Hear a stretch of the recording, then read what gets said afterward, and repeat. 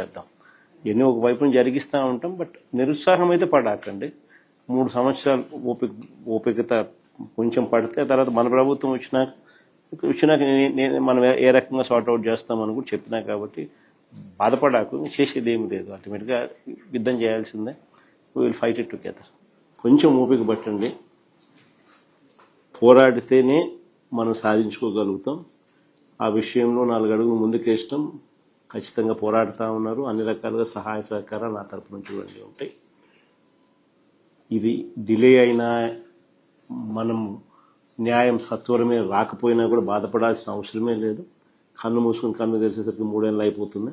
అయిపోయిన వెంటనే మనం అధికారంలోకి దేవుని దయ వల్ల ఖచ్చితంగా వస్తాం. వచ్చిన వెంటనే కమిటీ కాన్స్టిట్యూట్ చేస్తాను.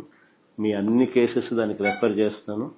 1:1 కింద పిలిచి వెరిఫికేషన్ ఆఫ్ డాక్యుమెంట్స్ మాత్రమే పెండింగ్లో ఉన్న పరిస్థితుల్లో మీ అందరికీ కూడా జెన్యున్ డాక్యుమెంట్స్, ఆథెంటిక్ డాక్యుమెంట్స్ ఉన్న పరిస్థితి ఉన్న నేపథ్యంలో ఉన్న వాళ్ళందరికీ కూడా ఖచ్చితంగా జరిగించాల్సింది జరగాల.